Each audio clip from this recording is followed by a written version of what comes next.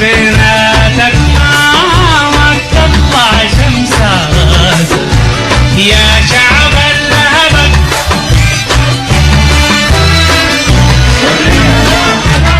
والثورة خيار الشعب، حرية سلام وعدالة. الثورة خيار الشعب، حرية سلام وعدالة. الثورة خيار الشعب. البشير بقول لبشير الجيعان هو جوع شعبه وهو شبعان. ربنا ينتقم منه وربنا يطيره عشان يشوف ربنا يشوف كمان تاني الناس دي يعيشوا في سلام. الناس تعبوا شديد يا بشير. انت 30 سنه ما تطلع منها قاعد تسوي شنو؟ قاعد تسوي شنو يا بشير؟ حرام عليك. 30 سنه يا بشير حرام عليك. جوعت شعبك، مرضت شعبك، قتلت شعبك، قتلت اولاد الناس. حرام عليك قاعد 30 سنه طير منها خلاص. الناس خلاص زهجت من الكلام الفارغ والهلاميات اللي هم بيقدموها للناس. الشعب خلاص ما عنده خيار ثاني غير انكم تزيحوا البلد، تنحوا تخلوا الحكومه وتخلوها للشعب في حكومه انتقاليه وانتخابات عاجله. نظام انت ساقط وانت ساقط اصلا في نظر الله ونظر الشعب، وانتوا ساقطين في نظر انفسكم. انتوا ماسكين فيها عشان مصالح دنيويه، عشان قروش تمرقوها برا، لكن خلاص الشعب قام عليكم. وافضل تلموا باقي اللي عملتوه وسلموها للشعب ثوره حتى النصر. نحن الشباب جايين البشير، جايين لكم. نحن ناس كندا، بدينا من تورونتو سان كاترينز، حنمشي لغايه او ويست ادمنتون وكالجري. كندا كلها حتقوم عليكم. اول حاجه اقول يضبط نظام الجبهه الاسلاميه كويس. اول حاجه نقول للبشير ارحل يا اخي، كفانا خلاص. داون البشير. Justice for Sudan. Justice for Sudan. We want freedom in Sudan. احنا كلنا في كندا، كلنا في اونتاريو، كلنا في نياجرا ريجن، كلنا في سان كاترين ولن نياجرا فولز مع الشعب السوداني يد واحد. ندعمكم بدمنا وبمالنا وبأولادنا وبأطفالنا اللي احنا معاكم، وإن شاء الله ثورة حتى النصر. إن شاء الله بإذن الله منتصرين، وحتسقط غصبا عن أي زول. حتسقط إن شاء الله بإذن الله. عاش نضال الشعب السوداني البطل، ونتمنى أن تستمر المظاهرات حتى إسقاط النظام الدكتاتوري الذي استمر 30 عاما. والصبر الشعب السوداني البطل صابر، وإن شاء الله نرى نورا في آخر النفق. وإن شاء الله سوف تكون هناك حكومة ديمقراطية تحقق لنا الرخاء والنماء والسلام بإذن الله. قال تعالى وأملي لهم إن كيدي متين. أي طاغي إن كيدي متين. بقول الشعب السوداني يستحق الحرية ويستحق إنه يعيش في نظام ديمقراطي، ونستحق ده لأنه إحنا ناضلنا كثير وينف للدكتاتورية. نازل لأنه 30 سنة كفاية، حتى ولو هتعمل شنو ثاني يعني ما أظن في شيء فضل يعني. أداء لغيرك يمكن يصلحوه. قول للبشير كفاك يا أخي التحطيم والدمار اللي عملته في بلدنا.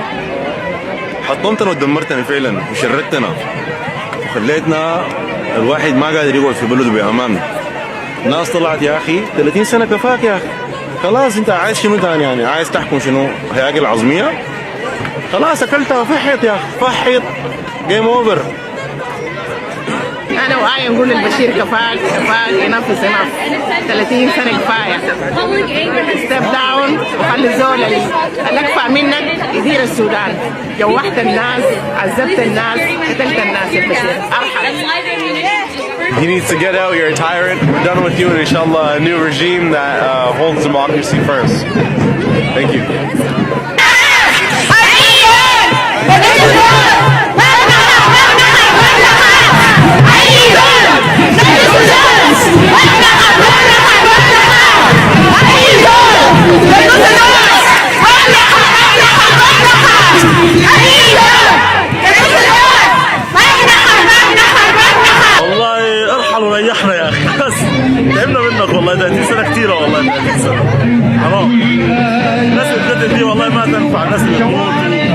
يعني خلاص يعني A gunshot does not kill one silence. It's someone's silence that kills. Time to go. It's time to go. Step down. Like, there's no place for you right now in Sudan, so you might as well just step down. يتنحى عن الحكم يرحل البشير. احنا ما عايزين، انت خلاص انتهيت، ارحل. اول حاجه المواطنين في الداخل انا بقول لهم انه يعني الصمود الشعب السوداني الصابر المعلم طيله 30 عام وانت تكابد ونحن من خلفكم حتى الثوره. احنا نقف في ارض صلبه هنا في كندا وفي امريكا وفي لندن وكل الدول الغربيه كلها تقف معنا باذن الله. ان شاء الله كده البشير ينزل، يعني هينزل ان شاء الله والبلد ترجع كلنا واحد، ونحن نرجع بلدنا الان. بتقولوا شنو للبشير؟ اتركنا في حالنا وخلينا نشوف حياتنا. ارحل بس كفايه والله، ارحل 33 ولا 53 كفايه. ان شاء الله ثوره منتصره وشايفين الناس برا، يعني الحمد لله واقفين معاكم. وصلنا صوتنا للحكومه الكنديه وان شاء الله ده الام بي حيوصلها، وما دارين الشارع يقف اطلاقا. وما تخافوا الناس زي قربوا لانه بيناتهم كالبليله زي البليله اللي بتغلي في بعض. وان شاء الله منتصرين. شكرا جزيلا. أيها الشعب السوداني البطل، أنا بكلمكم من كندا من مدينة سان كاترين. أنا بضم صوتي للشعب السوداني الشقيق، بقول لهم أصمتوا ونحن معاكم للنهاية. ويا البشير أرحل، كفاية قتل أبناء الشعب السوداني الأبرياء، وكفاية فصل الناس من بعض، وكفاية يكفي كده، كفاية فصل الجنوب من الخارج. وأنا بعيد كل زول طلع بكل شجاع بكل حرية. أنا معاكم. داون يا البشير. ICC يا البشير. شكرا. انت قتلت ولاد اعمامنا، انت سرقت السن والفيل، انت ضبعت شرف عزتنا، قالت تمشي من السيف، انت سرقت الدين زنديه، بعت الصوره قلت الليل يا فرعون لا كل الدور موسى حيطلع شاكي النيل. بكره مجينا ضد اليابان، بكره نشيل صهوه الغيب. احنا سئلنا اللد والعجل، احنا كرهنا ظلام الليل، احنا بقينا اراده وهم. بكره تشوف غوفان وسيف، اجلس لك كلمات وحرب، وقف الشعر ما خلاص. يا فرعون الزمن القاس، لو بينه وزع ظلمك بين الناس.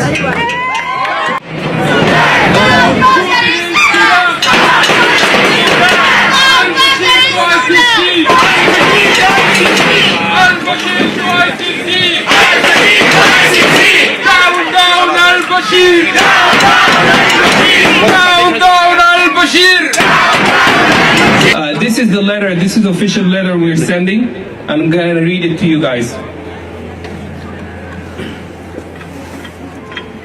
We are writing to draw your attention to the concerning excessive use of force and brutality by Sudanese government authorities against peaceful protesters that have swept across the Sudan on Wednesday.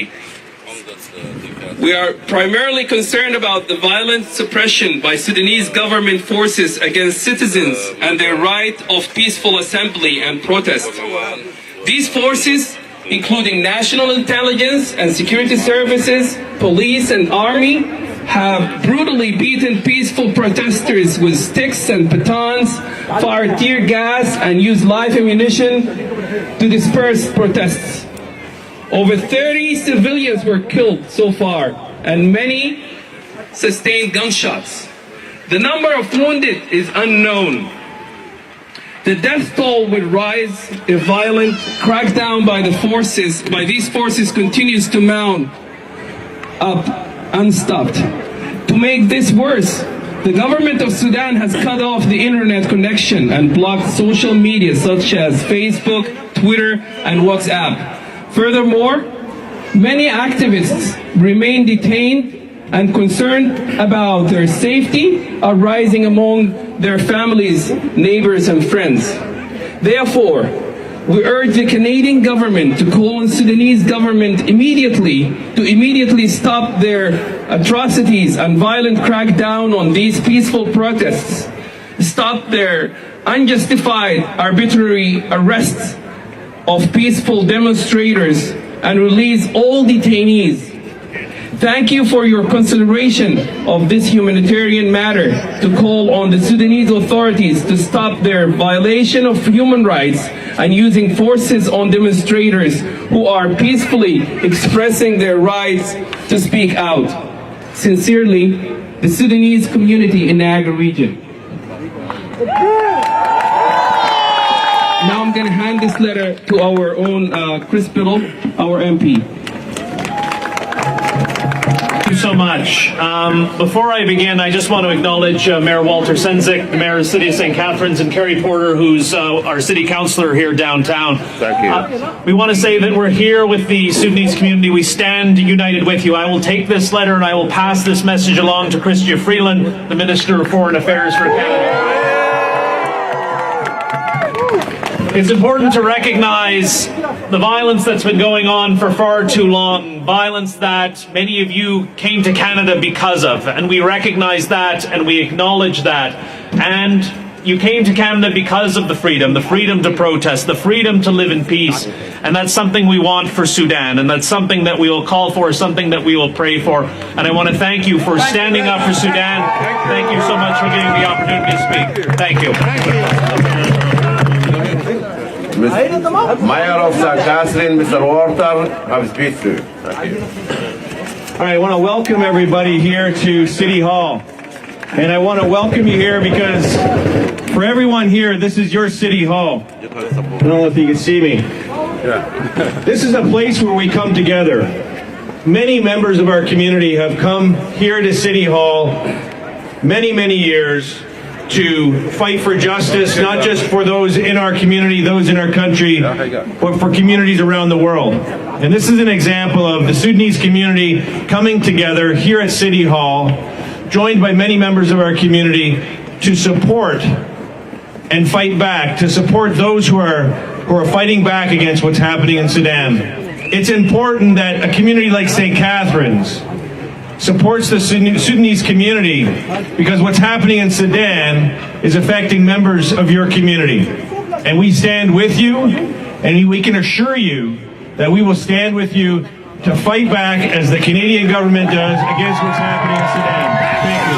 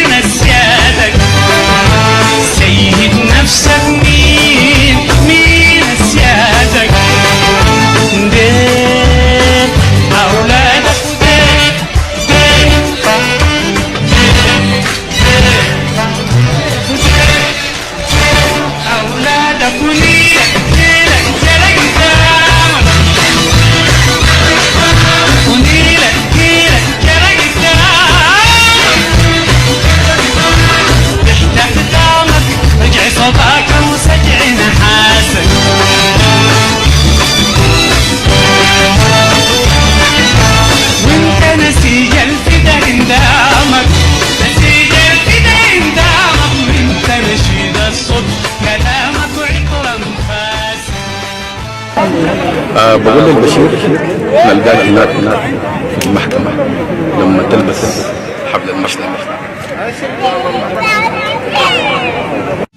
على أجنحة الفجر ترفرف